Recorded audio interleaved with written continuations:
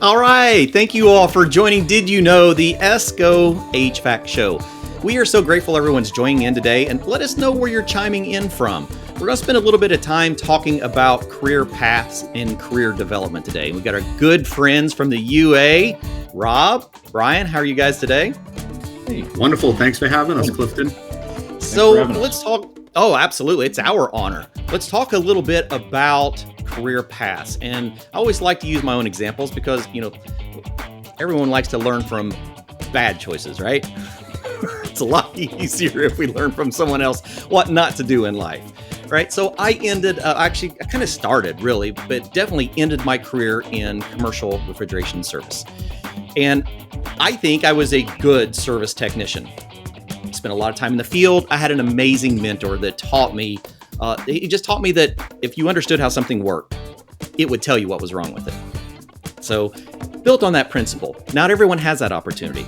I didn't go to trade school. I went to classes at my local trade school. I didn't go to the union only because I really didn't know a whole lot about what was going on and the opportunities that were out there. So I spent my time in the field. And it wasn't until I became an instructor that I realized just how bad of a technician I actually was. Right? I missed a lot of the principles. I missed a lot of the fundamentals that are out there. So let's talk about what the UA represents in the industry, because it is an incredibly important opportunity for students that have came through a vocational program. They get out of the program and they're thinking, okay, I think I'm ready to go into residential HVAC refrigeration. But boy, along this last journey that I've been learning about HVAC, I have seen all these really cool things in the industrial realm. So why do I go there? Do I have to go to engineering school? Because that was part of my perspective. I seen people working on these large pieces of equipment and thought, man, do I have to be an engineer to work on that kind of stuff? I didn't know what the paths were. What if I'm a technician that's been out in the field for a decade and I go, man, is this it? There's a lot of other cool, big stuff out there. How do I get into that? So that's exactly what we're going to talk about today. Wow, we've got some very interesting. We've got Morocco joining in out there. We've got Colorado, Florida. Let us know where you're chiming in from and what piece of the industry you represent, because we are so glad to have you all. So let's talk a little bit about what the UA is, the United Association. And Rob, let's kick this off and let's get a perspective of what we're even talking about here, because a lot of people don't even know what the UA is. Yeah, so thank you, Clifton. And, the United Association is a labor organization that represents more than just HVACR technicians. We represent pipe fitters, plumbers, sprinkler fitters, welders. And along with that representation, we have a 5-year registered apprenticeship program for each of those craft designations. We're looking at the latest numbers for our organization are sitting right around 367,000 members, with roughly 51,000 of those being apprentices. Wow. Okay. So a lot of people joining in the effort to learn how to work on this stuff. It's not like we're talking about people that we have a lot of people that have been there for a while. We have a lot of experienced technicians, but now we have a lot of apprentices, people coming into the program to learn how to move this direction. So Howard and I had the amazing opportunity to come up and hang out with you all at the ITP week here a few weeks ago and witness what these apprentices do in action. And I have to say, I watched skills of what I would consider young technicians. Of course, not exactly. I got a little age on myself, so I can call young technicians young. I seen young talent in their 20s performing skills that I typically wouldn't see out in a residential atmosphere in their 20s. Advanced skills that are necessary to, really move into these high quality positions. So let's talk a little bit about, let me hop up here on the slides again. Let's talk about how many locations. A lot of people don't realize what the UA, Howard says this all the time. Howard, what do you see the UA as? They're a school. They're just like Ohio State University. So they just happen to have more than one campus. They have nearly 300 campuses. They have advanced learning. So whether you're looking to start your career just like you'd go to a community college or continue it throughout your life, just a massive school that does an immensely great service for the HVAC industry and other trades. Yeah, and those 270 locations, right? Those are located in North America, so that's between the U.S. and Canada. We do have affiliations also in Australia and Ireland as well. Yeah, we had one young student. I think he was from Ireland that was there. Yeah, competing in the contest this year that you saw a couple weeks ago in Ann Arbor. Yep. But the 300 training centers, that QR code, if you're interested in finding out exactly where we're located, you can scan that code and it'll bring you to our website that shows you a full list of our locations, both in the U.S. and in Canada.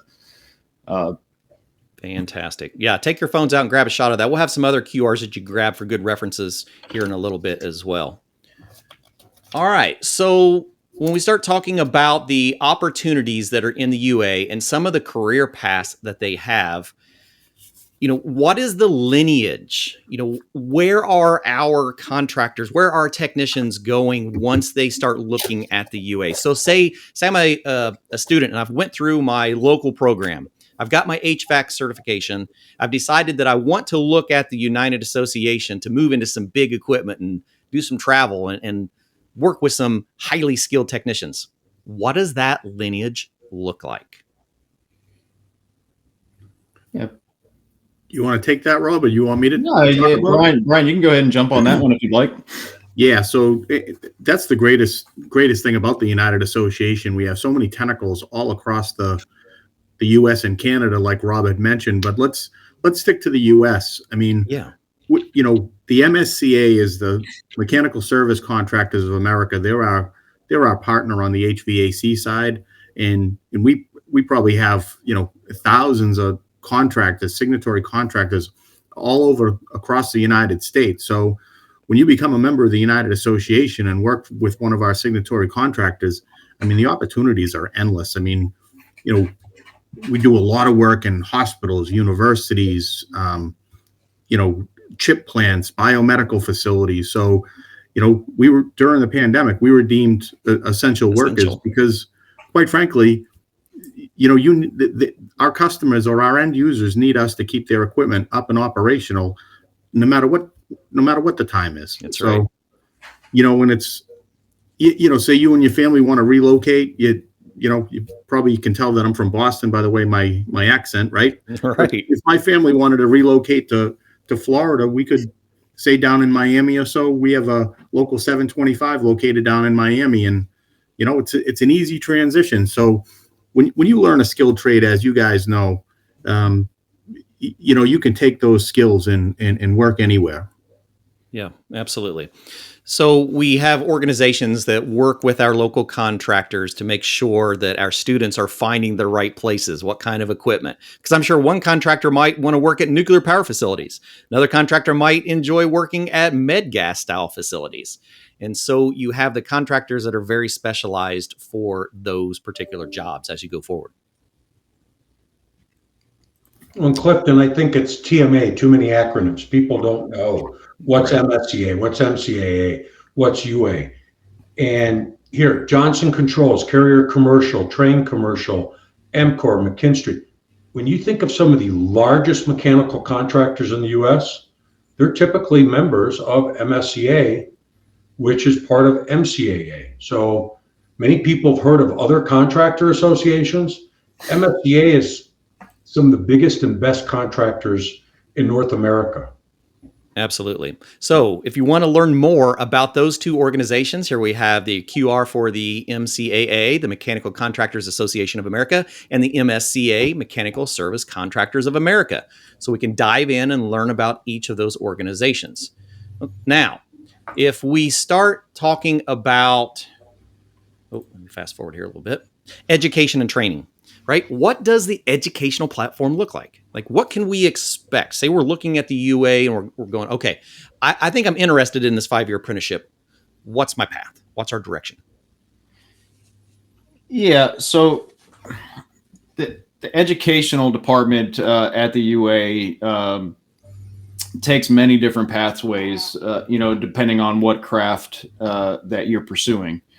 My background is in HVACR service. So but I come from a local that was considered a combination local, and I had to learn a couple items from each of the crafts. And most HVACR technicians learn that no matter where they're from in the country, have a good understanding of building systems. But I mentioned that we have a registered training program with the Department of Labor. Yes, let's learn. We actually have. Yeah, so we actually have 7 different registered programs with the Department of Labor, touching all the different aspects of the piping industry. So we have a dedicated 5-year pathway for a plumber. The welding program, as far as it being registered with the Department of Labor, that used to fall under the pipe fitter category, and just recently we updated all of our standards and separated that out. So now we have an actual specific classification just for welders as far as training is concerned. And you can see the other ones, sprinkler fitters, pipe fitter. We have 2 different ones for the service field. So we have our initial one we've always carried is the what would now be considered for us the commercial industrial educational pathway. So that would be the HVACR service technician. And then we just developed a new one to capture training for residential light commercial technicians. Okay. Now, does this follow in suit with the changes in technology that we're seeing in our industry? Yeah. So, if you take a deeper dive into what falls underneath of all those titles, it's broken down pretty clearly as far as it's safety, tool usage. Then we start diving into we cover the math, the sciences, the equipment related discussions that are associated with each of those crafts. And yeah, so when we redesigned all of those, we had to include more classroom and hours associated with inverter technology, especially for the residential market, right? That topic was already heavily embedded into the commercial industrial world. Exactly. But and then market share started growing for the residential sector in terms of inverter technology, and will continue to do so moving forward over the next several years with the efficiency standards that have changed, the new refrigerants. Manufacturers were forced to increase all that, so we had to modify our training to increase those classroom hours. The other part of our apprenticeship program, I mentioned it's a 5-year commitment. Our apprentices are working full time for our contractors while they're receiving this education. So it's not just the classroom that they're learning all this stuff, right? What the 5-year pathway is designed to bring them step by step through that apprenticeship, so that when they become a journeyman, they're ready. They can be released and be productive in the field, and safely do so. Exactly. Because there's a lot to learn, especially when we get into some of the industrial applications and now inverter technology. I'm so glad you guys are doing this. I mean, there's many times that Howard and I feel like we're like the bell ringers out here going, hello, everyone. Hello. We are just say something on that too, though. Rob insinuated something, but we should spell it out. You earn while you learn. Right. You're actually getting paid while you're learning. And a lot of people say, their friends went to college and they're racking up 150, 200,000 in student loan debt, versus I'm actually going to school and being paid to go to school. Exactly. And so let's think about that. Like while we're in school, this is a great point that Sam brought up. So while we're going through our training, are we only focusing on HVAC, or are we learning other curriculums, other pieces of the industries along the way? Yeah, no, in almost all of those craft designations, you're going, the coursework is going to spill over into the other crafts in some way, shape, or form. So yeah, we're definitely learning all of it as we go through. I did have one interesting question came in that I wasn't sure how I'd answer this one. So thank you, Hassan, for asking this. So if we have, say, an experienced technician that is in another country, how many countries do you know that work with programs like the UA if the UA is not available in their country? Are we getting too far out of the US spectrum? Yeah, I think Rob mentioned earlier. I'll take a stab at this one. I mean, Yeah. Rob mentioned earlier that the United Association has affiliations in Australia, Ireland, and Canada, and primarily in the United States as well. I'm not sure that we could steer somebody in Bahrain, Yep. but we could certainly take down some information and do a little bit more research into it. Or come join us, Hassan. So, all right. So let's talk a little bit about as Howard and I, as we were talking about previously, went up to our instructor training program. Let's talk about educating the educators, because a lot of these new technologies, especially when you're talking about like inverters and things that are changing in the industry, it's very important to make sure that our educator workforce is also up to skill. So let's talk a little bit about what happens at your annual ITP week, your training program. Sure. So, our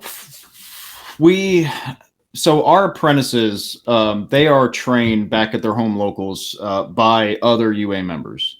Sure. We bring in outside partners to assist with that education as well, because we can't do that up by ourselves, right? We do need manufacturer support, vendor support, all that stuff. But the lead instructors in these programs, they are all in-house UA members from that local area. Sure. And we have been supporting them. So I work for the national office in the training department, and part of our responsibility in the national office is to make sure that those instructors and the locals have all of the resources they need for their classrooms to make sure that the journey workers and the apprentices can be successful in their areas.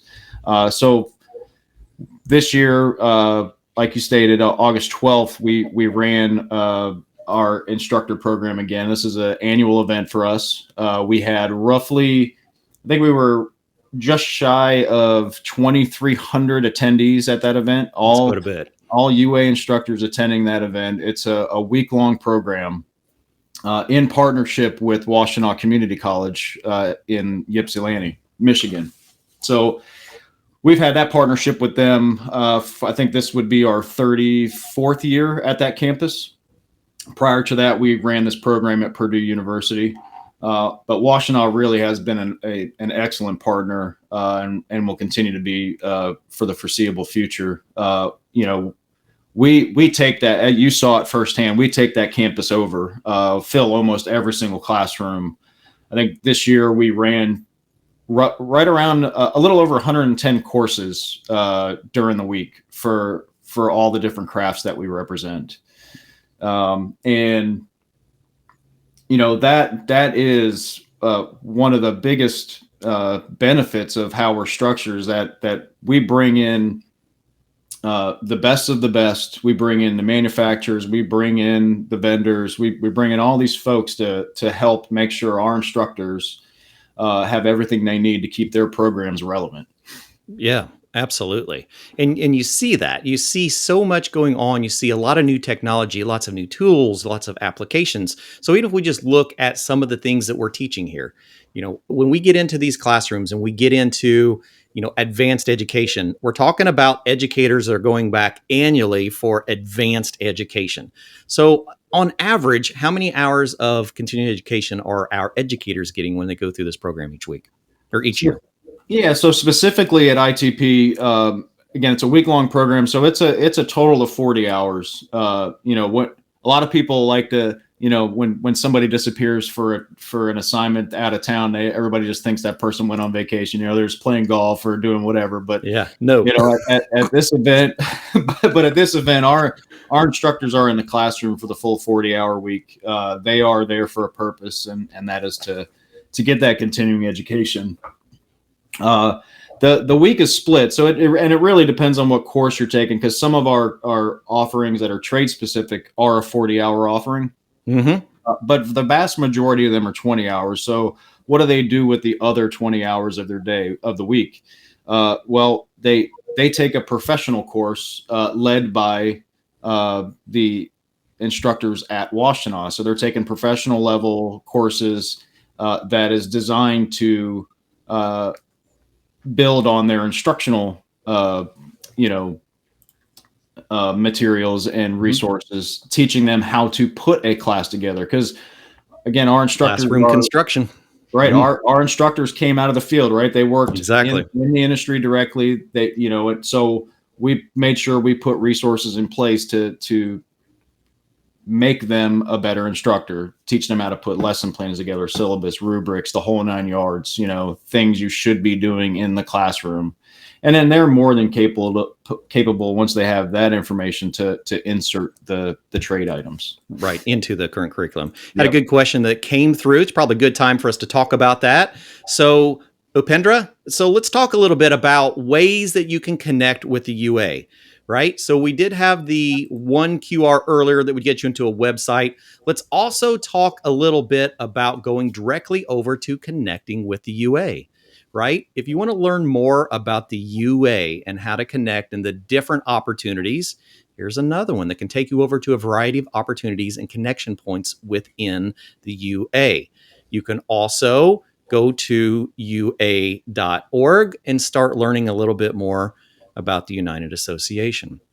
So just some good additional resources for you to be able to connect, because that's what we're here for. It's about education and making the pathways for connection along the way. Because I'm sure as you're seeing things, you're going, I'd be interested in that. I'd like to learn more about that. I mean, even myself, when I go to some of these training facilities that the UA is teaching on, I'm seeing educational opportunities and advanced equipment that I don't typically see even at manufacturer training.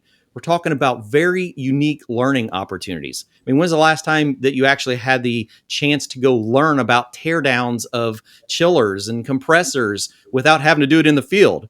All right. Because we do it out in the field, that's a harsh learning lesson. Yeah, we may learn along the way, but it's not always the ideal scenario. Wouldn't it be nice to be able to step back and actually look at those in a comfortable, educated environment? Greg Crumpton, man, thank you for joining so much, Greg. We're so glad to see you here. Been at this for 41 years. Thank you so much. So this is where you go. This is where you start looking at these advanced career options when we're talking about the refrigeration, we're talking about HVAC, we're talking about plumbing, pipe fitting, all places for you to take that next step, to push yourself. Because sometimes we get stuck in a rut, don't we? I mean, Brian, I think you and I talked about this a little bit when we were in Vegas. Sometimes we get to a place and we go, what do I do? What's next? Well, I got to tell you, it's a real exciting time to be in the HVAC industry with all the changes in technology, the changes in environmental policy. I mean, the sky's the limit. I mean, you want to stay busy and stay engaged in a craft that will always keep you on your toes and interested. HVAC is the way to go. I can't think of I've been at this for 33 years. I can't think of a more exciting time in the industry than right now with all the changes going on. And if I may, I just want to talk a little bit more about that instructor training program as a proud graduate of the instructor training program out at Washington. I mean, it's just probably one of the largest train the trainer programs that we have. And like Rob had mentioned, not only are they teaching you the latest and greatest technologies in your craft and a variety of them at the same time, they're also teaching you teaching techniques, and we have the ability, after the 5-year program, not only to graduate as a UA certified instructor, but you also have the opportunity, if you complete your general eds, to actually earn an associate's degree as well. So not only are you improving yourself so you can take that knowledge back to your members, you're actually bettering yourself with a college degree at the same time. I mean, it's just an incredible opportunity, and I can't say enough about it. No, I can't either. That was my first year of going to ITP. I know Howard's been there quite a few years, and I was prepped for what to expect. And I can honestly say I was not prepped enough. Well, let me just say that I encourage everyone. Clifton did a roadshow video. If you're on our website, go to our YouTube channel, look at it. What people don't get, so I've been going there since 2007. What I see is, Rob mentioned there's a couple thousand instructors there. But there's an apprenticeship contest going on. There's industry partners that come in. There's mobile training centers.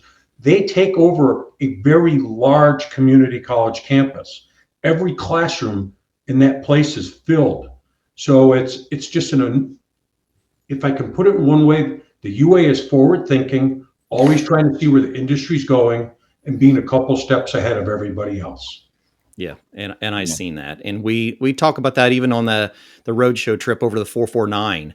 The advanced opportunities and the forward thinking. These are some pictures from when we were over on that venture, just looking at some of the things that our students are learning along the way, and in programs that are HVAC excellence accredited as well. So there's a strong partnership between HVAC excellence and the UA to make sure that our programs and our students are going out into the industry well equipped.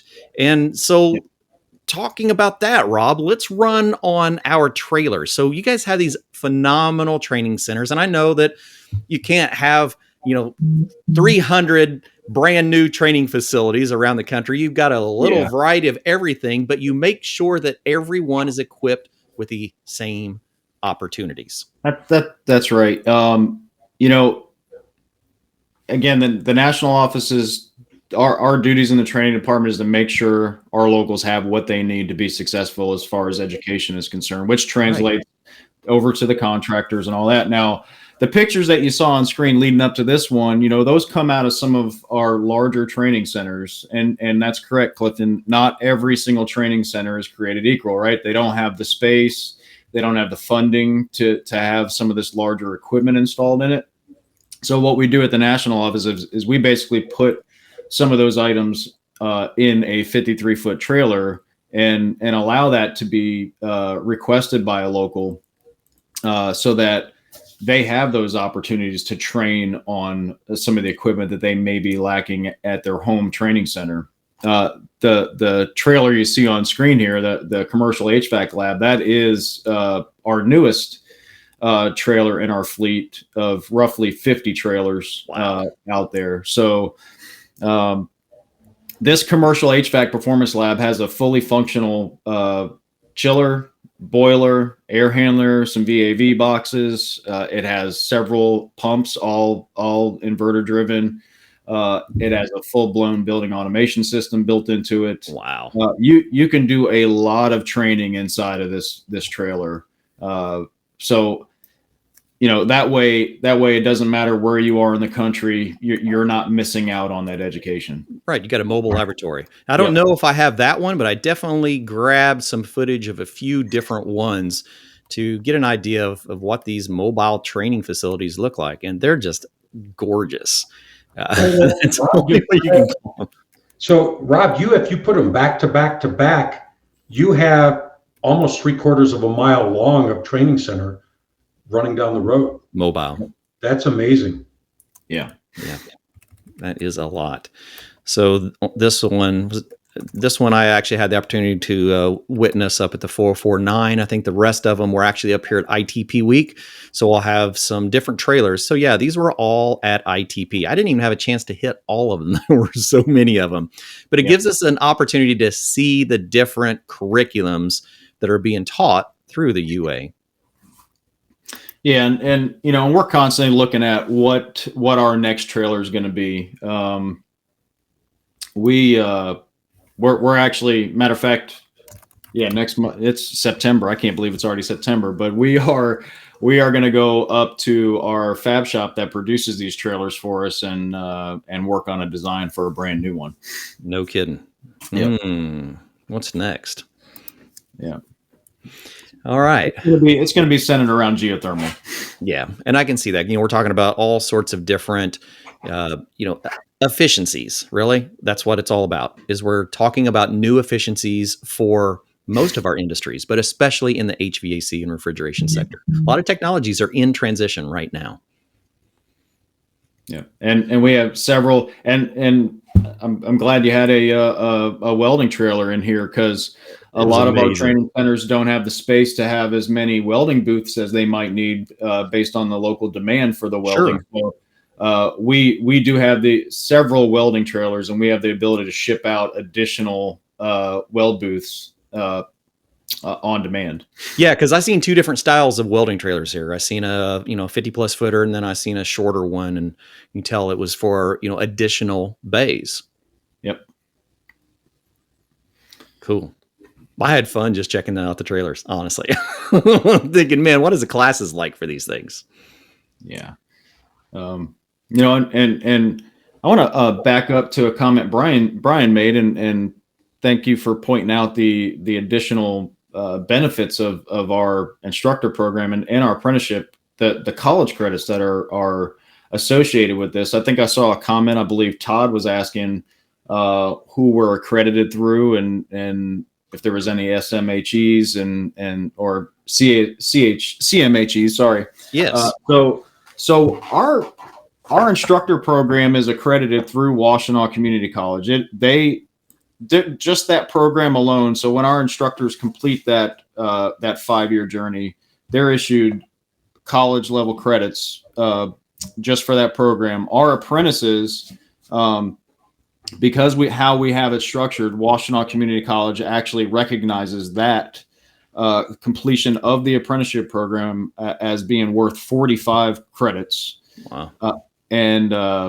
So when you combine the apprenticeship credits, the instructor program credits, you're only a few gen ed courses away from being able to secure that degree. Like really close. Yep. Okay. And so when we're talking about partners, so we talk about accreditation, we talk about partnerships that we have in the industry. It really is about connecting all these pieces. We're now connecting with the manufacturers. Let's talk about how the UA is joining forces with manufacturers to educate an industry on evolving technologies. Yeah. So something else that we're always striving to do is again, build and grow our partnerships with our the manufacturers of the equipment we're working on.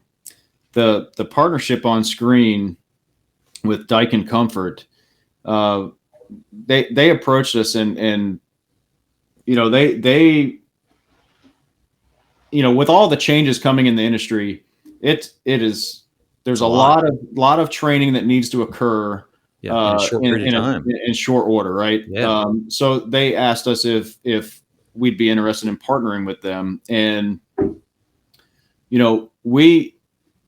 because of our deployment system for our instructors, we sat down with Daikin and we developed a train the trainer on their VRV product. So essentially what's going to happen with this program is as our instructors take these courses, they're led by a Daikin instructor.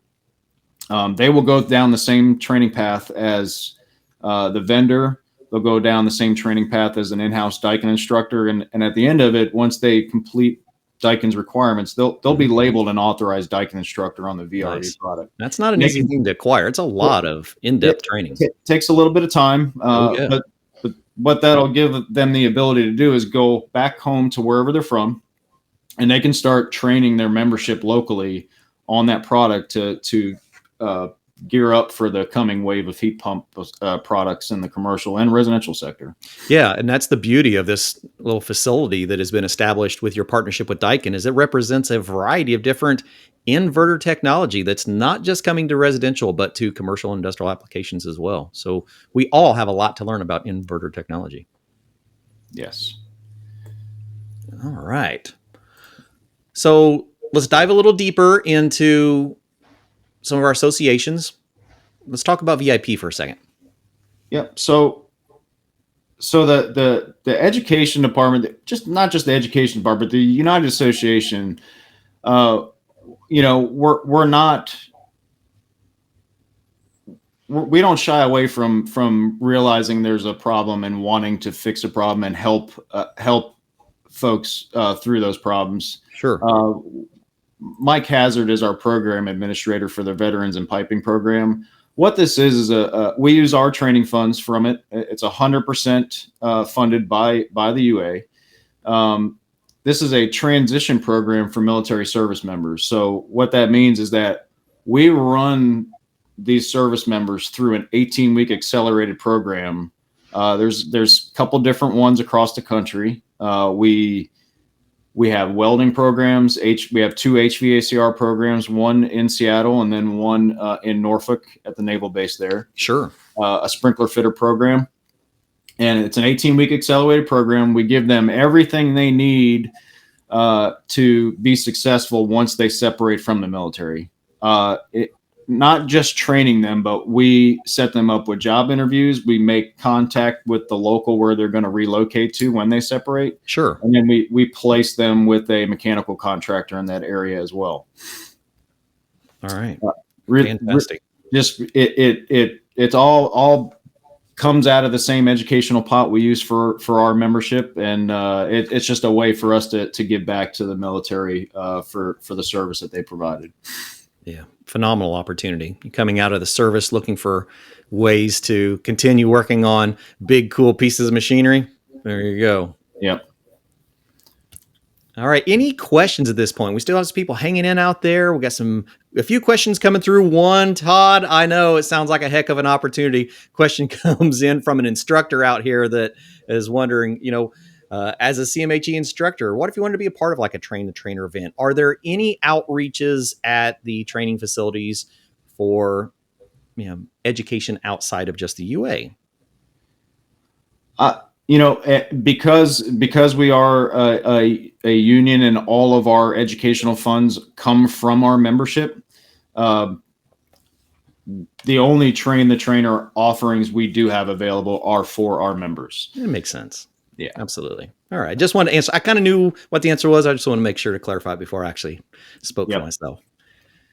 All right. Howard, you have anything you want to jump in on here? I know we have one for sure that you're going to be interested in. Well, there's plenty of things we can chat about.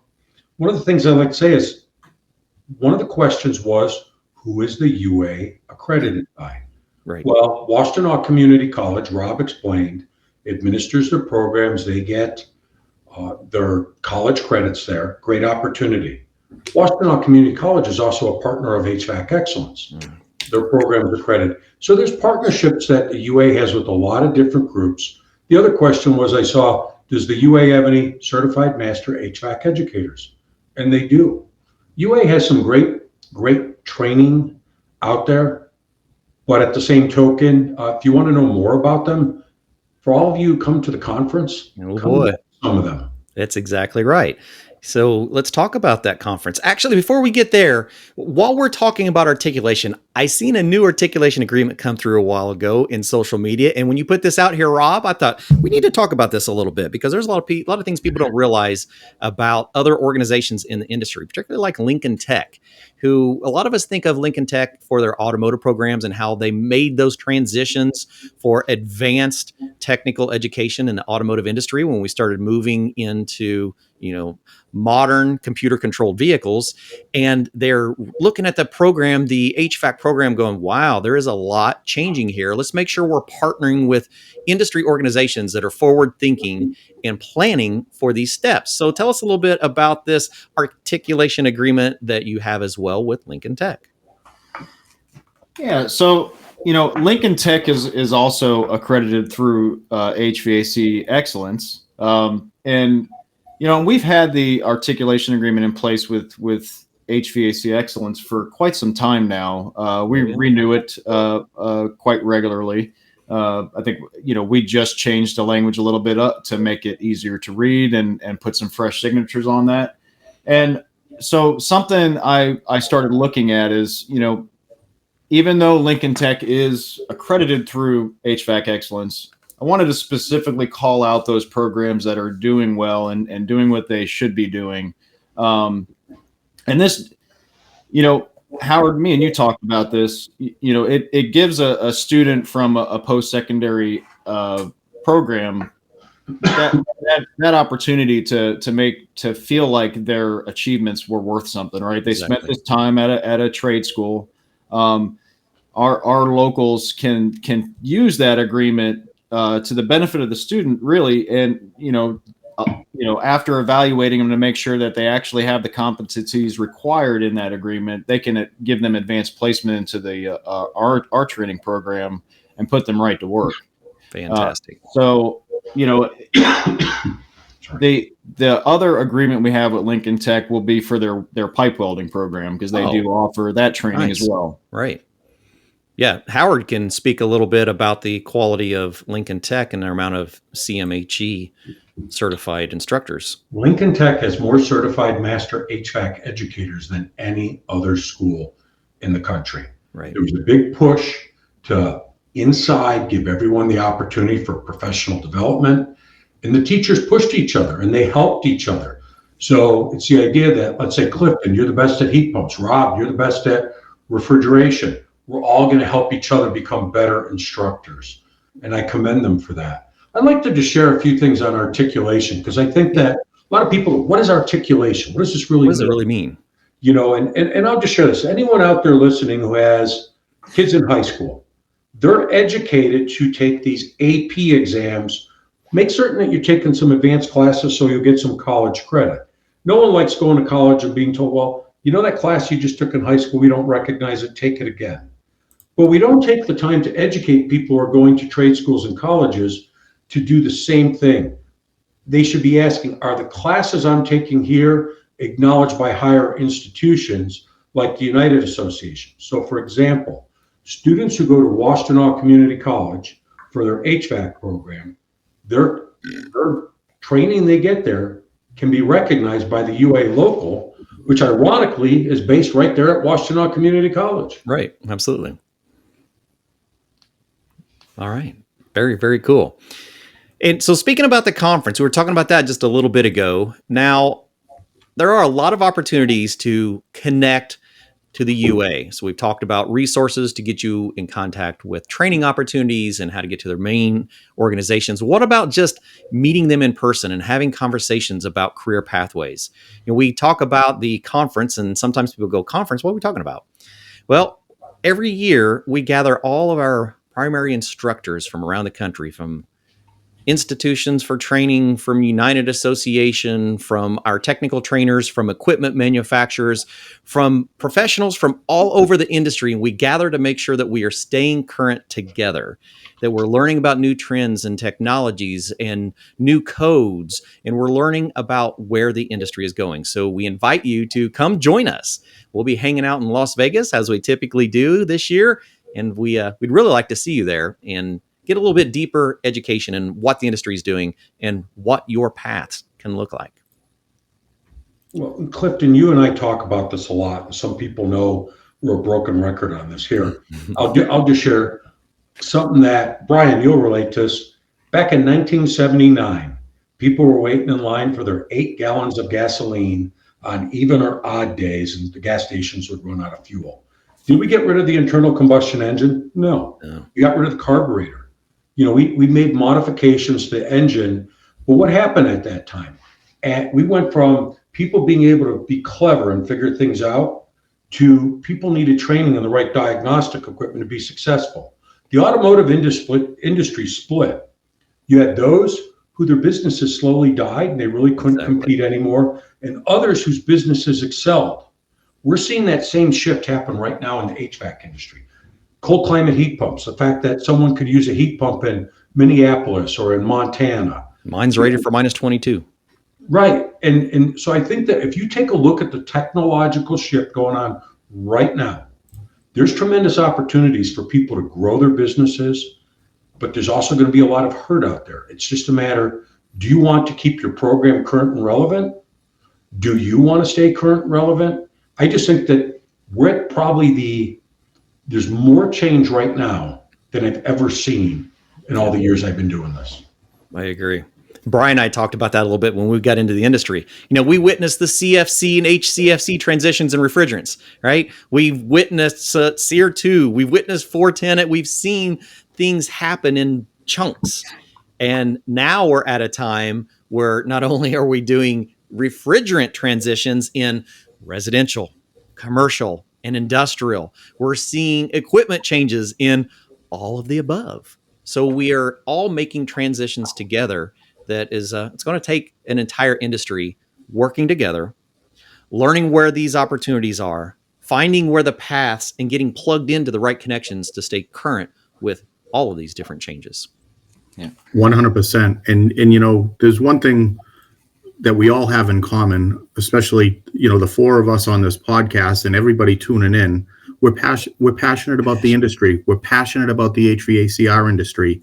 And I'll tell you, there's no better place to network than the HVAC Excellence Educators Conference. I mean, you meet people from all over the country, all, you know, that teach in all different forums, whether it be vocational technical high schools or technical colleges or even private places, and you just have the ability to really network with all people of the same interests. And one thing that I found the last couple of years that I attended is, there are so many different paths. I mean, we all started out as HVAC technicians, and then as you learn and grow into the trade, there's so many other opportunities in the industry, whether it be sales, owning your own business, into training, like Rob. I was passionate about training, and that's what kind of led me to my career path, and becoming a union official. And and that's, there's so many different paths. Clifton, you and I talked about this before. It's a difficult trade. It's not always easy on the body. So, having opportunities in a lot of different other areas of the industry rather than just going out and troubleshooting HVAC stuff every day, that's an incredible perk to this type of industry as well. Well, Brian, we always talk, this industry is a lot bigger than people realize, a lot more important than they realize. COVID brought that out. But one of the things the UA does, look, you train people to put in the medical gas lines in the hospitals. That's right. That's a specialty job. We're putting in at hospitals, we put in airborne infection isolation rooms. We're trying to keep the virus in this room from not going anywhere else in the building. Right now, how are we doing this? This is all going through a data center. Number one cost of running it, cooling by us. How do we open the schools again? Indoor air quality. We could play this game all day long. This industry has so many great opportunities. And by the way, everyone watching, ChatGPT and AI cannot replace our jobs. That's right. These jobs can't be exported or automated. And as far as the conference goes, look, I appreciate what Brian said. It's, to me, both the UA and HVAC excellence were two sides of the same coin. We have a puzzle and we're trying to fix it. What is it? We're both passionate about changing the industry and moving it forward and helping everyone through education. Exactly. So whether it be HVAC excellence, the UA, we're here to help you. I would like to tell all teachers out there, I know you have more job openings than you probably have students to place them with, but take a serious look at some of the MSCA contractors in your area. Take a look at, for example, here, gentleman just said he's from California, Mesa Energy, which is part of MCOR. Yep. Great salary, great benefits, possible pension, company vehicle. I'm just saying, let's start putting people in the best careers, because if we're going to solve the recruitment shortage problem in this industry, it starts from filling from the top, not from the bottom. Yeah. Absolutely.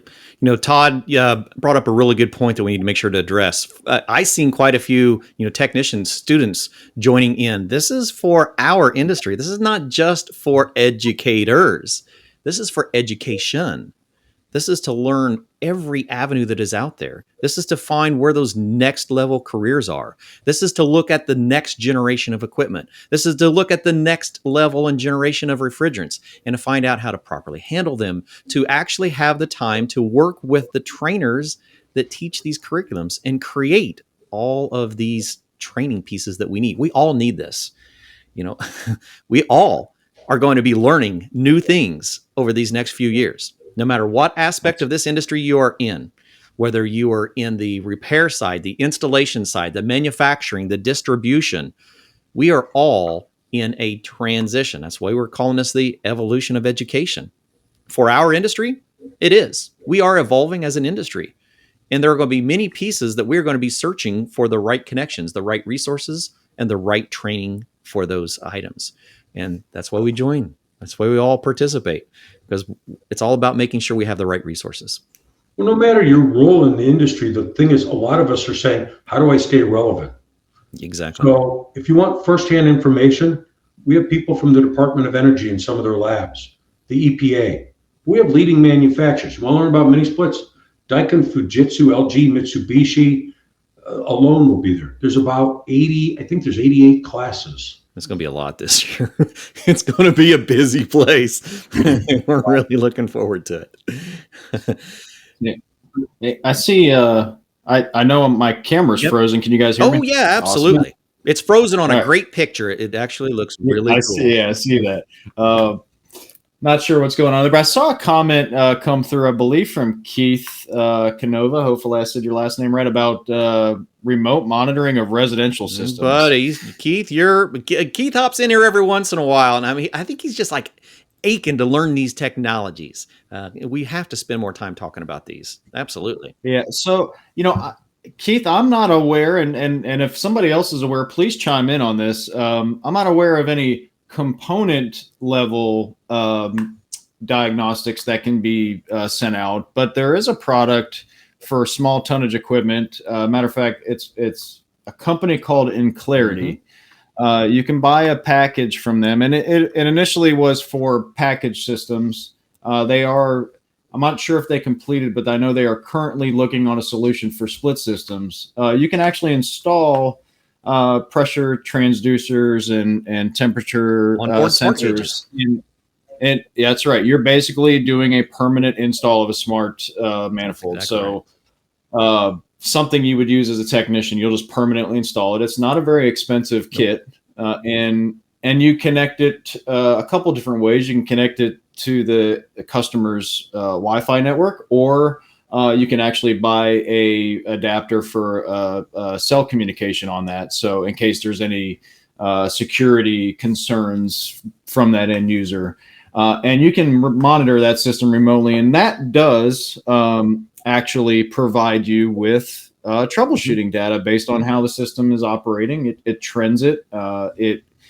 It operates, the troubleshooting system operates very similar to what you would see on MeasureQuick or the iConnect system. There are manufacturers out there that have the technology that we don't see much advertisement for. It's actually been around a while. A lot of it is manufacturer specific. I used to do a lot of training for Daikin, utilizing like the Daikin One Plus smart thermostat that uses the Daikin One Cloud application so that you can do remote diagnostics and actually share data. But Brian, how long have we been doing this in commercial industrial? Absolutely. Decades. Absolutely. That's why we like talking about this stuff. This is not new technology.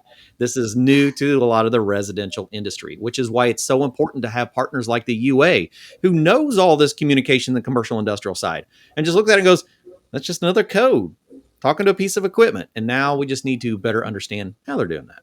That's really what it comes down to. Well, sure. I mean, building management and energy management systems have been around forever, primarily on the commercial side. Remote monitoring has been around my entire career.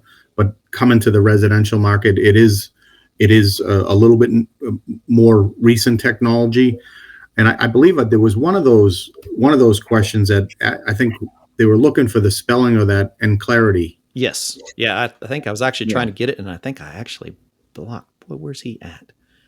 Yeah, it's N and then just clarity, lowercase n, uppercase C, Larity. I believe is how they spell Keith, it. if I kicked you out of there, that's my fault. That's on me, buddy. Yeah, there you go. Awesome. All right. Lots and lots and lots of fun things. How about you guys? Anything else we want to talk about before we hop out of here? We're nearing the hour, and it's so nice to be able to sit with other industry professionals and go, we're here for you. Whoever you are, wherever you're at, we are here to help you along this voyage, because it's going to take all of us. The things that we're going to see, the transitions we are all going to feel are going to, if they're not already real in your world, they're going to be real within the next 12 months, 18 months for sure. As we make equipment transitions and refrigerant transitions, which are many of the refrigerant transitions are already underway, we're going to need each other. And that's what we're here for. We're here to gather. We're here to educate. We're here to pool resources. And we're here to go, what do you need? Because we have someone and we have a path. We just need to know what you're looking for. Yep. So maybe just to punctuate the ongoing training and education that's going to constantly be needed. I mean, even the most senior journey persons today are going to have to continue to educate themselves. I mean, with the proper installation techniques for these new heat pumps and these variable refrigerant systems, it's never been more important. And I think this past June, for the first time in United States history, residential heat pump sales surpassed gas-fired furnace sales. So that's right. Yeah, I mean, this isn't just lip service. It's real. It's happening. It's happening real time. And I'm happy to be on and able to discuss this stuff with you guys today. Appreciate it. Brian, nice? How many people in your area, as part of their formal training, worked on heat pumps? Probably very few, right? Very few. And now they're being asked to learn heat pumps, inverters, and a whole slew of things all at once. Yeah. Inverters alone. I will say this boldly. If you currently do not understand and don't know how to service inverter technology, you're going back to school, whether you like it or not. Oh, yeah. Absolutely. But everyone needs to go back to school, and I think that's the whole point. It is. So if there's any students out there watching, and there's a lot of great opportunities out there. When you're graduating, take a serious look at some of the opportunities to continue your training with the UA, their employer partners, the MSCA. The industry's a lot bigger than most people realize. And I'm just going to tell you, you won't regret it if you take a look at some of those big opportunities laying in front of you. So true. All right. I think we're going to wrap that out, everyone. We're right about 58 minutes. We still have quite a few people hanging in. So this is obviously the kind of topics that we need to be talking about. Thank you for joining in here with us. It's just such a pleasure to have you here. Rob, it warms our heart to have partners of the industry joining in this effort. Ringing our bell. That's really what we're doing. We're ringing a bell. Hello, everyone. We love you all. We want you here. We're going to help you. Come along. It's going to be a fun ride. It's going to be kind of crazy, but we're going to make it fun along the way. No, thank you for having us. Thanks, Absolutely. Thank you. And we'll see you all next week on Did You Know? The ESCO HVAC Show.